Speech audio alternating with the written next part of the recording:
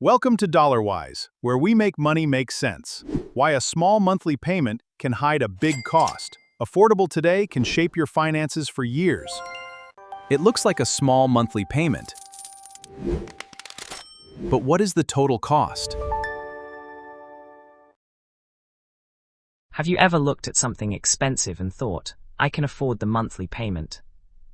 That sentence sounds harmless, but it may be one of the most expensive ideas in modern personal finance. Because when people buy a car, a phone, furniture, or even a house, they often stop thinking about the total price. They think about the payment. And psychologically, those are two very different numbers. Imagine someone in their early 30s living in the United States. They earn $85,000 a year.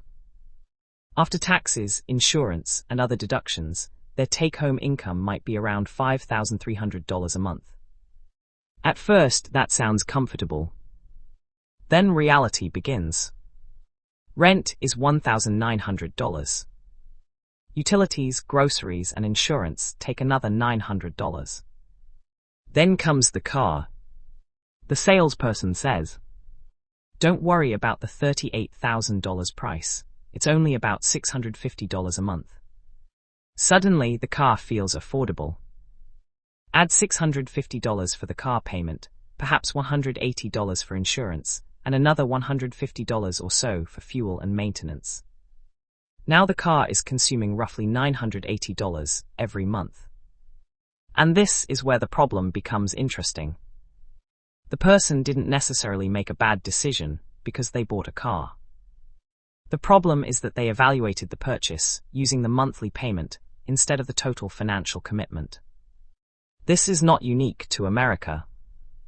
Across Europe, the same psychology appears through car finance, consumer credit, installment plans, mortgages, and other forms of monthly payments. The numbers may be different. The behavior is remarkably similar. Consider a simpler example. Suppose a car costs $30,000. If you look at the price, $30,000 feels significant. But if someone says, it's only $520 per month, your brain processes that number very differently. $520 sounds manageable. You still have money left over. You can pay rent. You can buy groceries. You can go out with friends. And because the payment doesn't feel painful enough, the purchase doesn't feel expensive. This is where monthly payments become psychologically powerful. They turn a large financial decision into a small recurring expense. And humans are generally better at understanding immediate costs than distant ones. There is another problem. Monthly payments don't usually exist alone. One payment becomes two. A car payment might be $520. A phone might be $70. A laptop could be $60. A furniture purchase might be $100. A credit card balance could require another $150. Suddenly, there are hundreds of dollars leaving your account every month before you've even made a decision about what to do with your money that month. Let's imagine those additional payments total $900 per month. That's $10,800 every year. Over 5 years, that's $54,000 in cash flow committed to things you decided to finance. And that doesn't even tell the whole story. Interest can push the real cost significantly higher. The hidden mistake is not simply borrowing money. Sometimes borrowing can be reasonable. A mortgage, for example, is fundamentally different from financing a luxury purchase you could have avoided. The deeper mistake is allowing monthly payments to determine what you believe you can afford. Because the payment tells you how much you have to pay this month. It doesn't tell you what that payment prevents you from doing for the next several years. Imagine you have an extra $900 every month. You could use it for investments. You could build an emergency fund. You could pay down expensive debt. You could save for a home. Or you could simply have more flexibility. But once that $900 is committed to monthly payments, your future income has already been partially spent. This is why two people with exactly the same salary can experience completely different financial lives. One earns $5,300 per month and has $800 of fixed debt payments. The other earns the same $5,300 but has $2,000 of monthly commitments. On paper, they're equally successful. In reality, they have very different levels of financial freedom.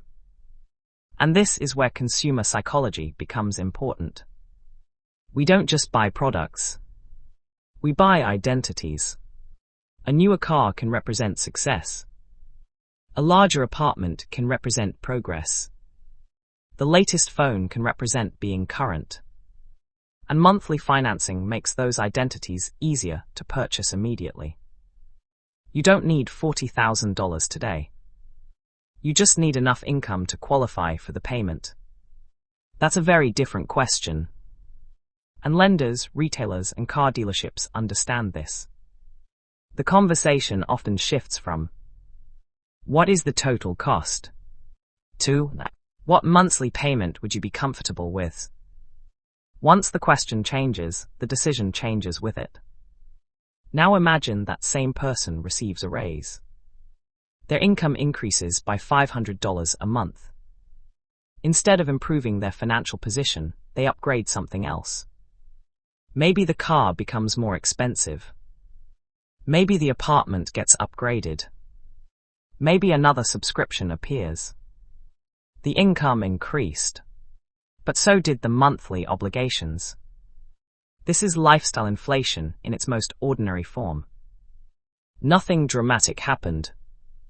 There was no reckless decision. Just a series of small payments that gradually consumed the additional income.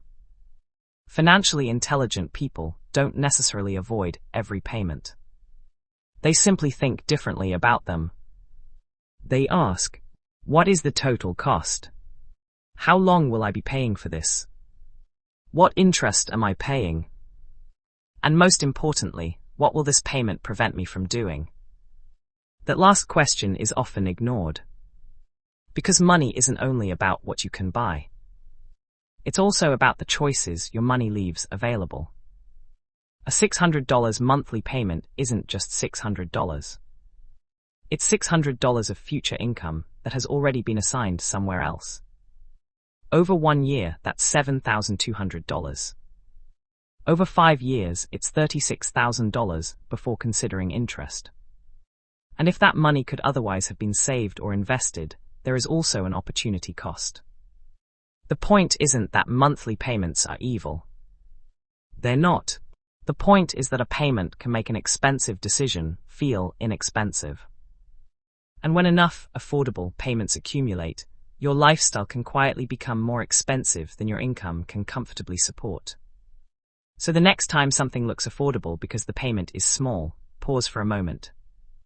Ignore the monthly number. Look at the total price. Look at the interest. Look at the number of payments. And then ask yourself what that commitment will mean for your future cash flow. Because sometimes the most expensive thing you can buy isn't the thing with the highest price. It's the thing with the payment you barely notice. If you found this perspective useful, consider subscribing for more calm, reality-based finance content.